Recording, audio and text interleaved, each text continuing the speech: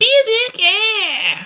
Alright, we got a historical beer here commemorating a battle between the Dutch Republic and England in 1672. So this is Adnams Broadside here. Alright. 6.3% alcohol by volume, and it contains East Anglian malted barley and only one hop, First Gold. This is a dark ruby beer full of fruit cake flavors and is great savor with some strong cheddar. Delicious served cool. So I'm here drinking with my favorite R2 unit, R2D2. We'll get into that a little bit later. First, let's open this English beer. So this is from Suffolk, the Adnams Brewery in Southwold.Suffolk. Yeah, some major smoke there. Alright, so I just figured I'd drink it out of a mug because, you know, can't really go too wrong, I guess. Oh, it's a floaty. Okay, I'm smelling it from here, no problem. The ruby.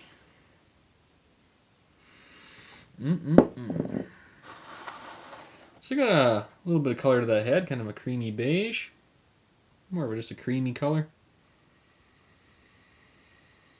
Yeah, we're getting that ruby gummy bears, kind of like you get out of the Hobgoblin, that style.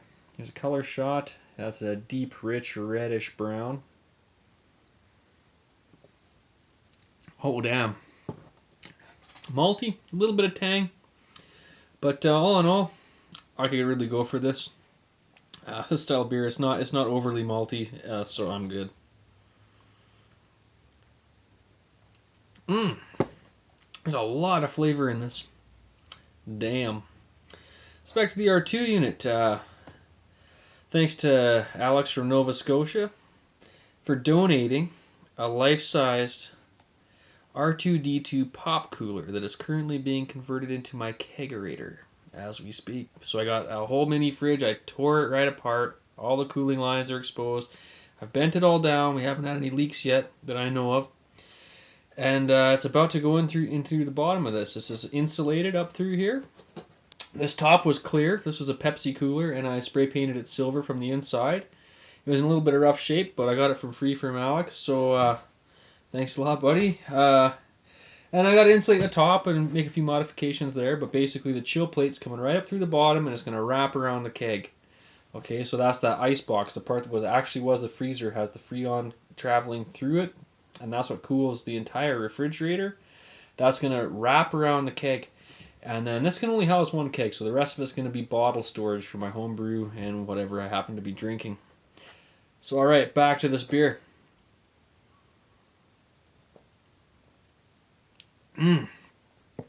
That is very rich. Great texture, low carb head here. Lacing up a shitstorm. Fabulous. It's I don't want to make too many comparisons. It's just it's an English ale here, and it's red in color. It's the ruby they call it, and it's similar kind of like Hobgoblin if you're familiar with that beer. Kind of got a nice malty sweetness, but it's kind of comes off a bit like candy.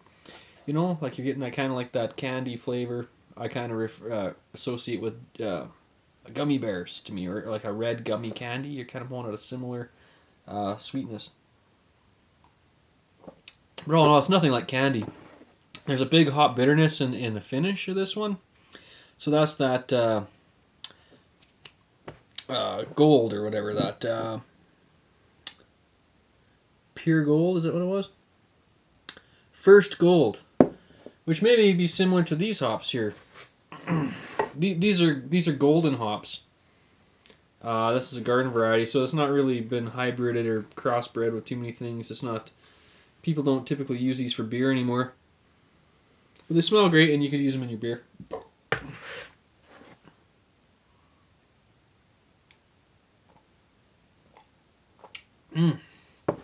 Damn.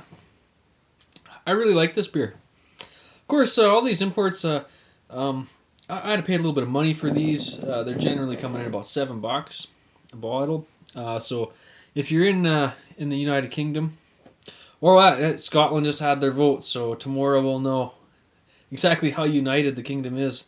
But I heard that it's still going to stay by a few percents there, but that was literally today. I heard that on the radio, so we'll find out tomorrow. It's like September 19th or something today. So yeah, big world news here. September 19th. Well, I guess we'll find out tomorrow what and you guys are pretty well a day away. Where the sun is and all that shit. Time zones, you know what I'm saying? So I guess we'll figure out on the 20th, whatever. Scotland gains its independence. All right. So this is a fabulous beer. I especially like how it's so turbid and unfiltered looking. Very, very dirty. I love that. That's not why filter your beer. You're just taking the flavor out.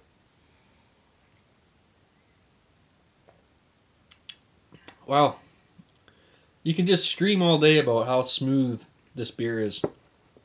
Velvety smooth. I mean, look at that head. It's just silk. You know what I'm saying? The maltiness to this I really like. It's just perfect. So it's there's a lot of beers we have, well, all over, but around here, with a certain amount of maltiness I like a lot, and then get too extreme like some of these dark Belgians. Starts to make me sick, but they're saying fruit cake aromas. I'm glad to hear that because that's what I was associated a lot of malt with. That and generally prunes and stuff like that. It's nothing like that. They're saying fruit cake. Let's see if we can pull it out.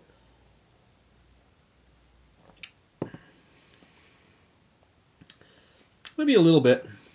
I wouldn't call this one fruit cake, but the kind of way the alcohols and the malts and the hops are blending kind of gives it a little almost to that verging on that. Yeah, but I am pulling quite a bit of alcohol out of this. We'll not let this go too long. We're 7 minutes in, but this is a fabulous beer. Great job down at Adnams there.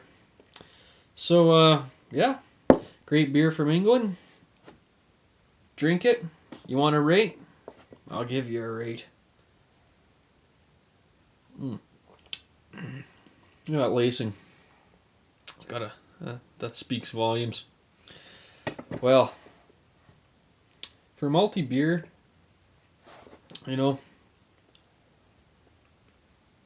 this is a really good one.